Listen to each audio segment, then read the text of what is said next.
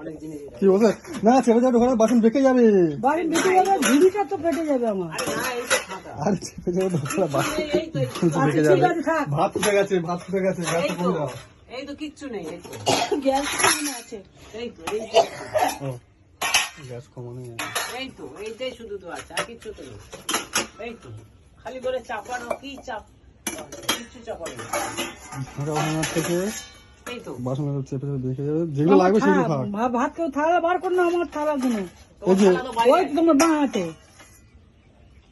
এখন তো রান্না করে ফ্রিজে রাখা হবে না, ফলে অত ঝামেলা করার দরকার নেই। তুমি নিজে করো অল্প অল্প এখন বাসন রেখে দাও, দিয়ে ওই ঘরে আবার বাসন রেখে আসো। ওটা থাক, ওটা সামনে করে গরম জল টল করে চান হ্যাঁ এখন তো করে গরম জল লাগবে তোমাদের, ওটা নিচেই রাখো না না অন্য কিছু দেবো এই তো নিচে একদম আগে নোনা জায়গা না, খুশকে যাবে। এটা বাইরে রাখো এটা তো ওটা মাছ ফাই ধুইতে লাগে, তুমি ওখানে মাছ না ও তো ওগুলো তাল 1-2 কিলো হলে ঘুরতে হবে তো হুম। ও রাখো না, স্টিলের বাসনটা ফেটে গেছে, ওই ব্যবহার ওই না করে পাতলা তো গরমে ব্যবহার না করলে ফেটে যাবে ব্যবহার মোটা কি আর হলে ব্যবহার না করলে স্টিলের বাসন, এখন তো স্টিল দেয় না, সব স্টেনলেস স্টিল দেয়।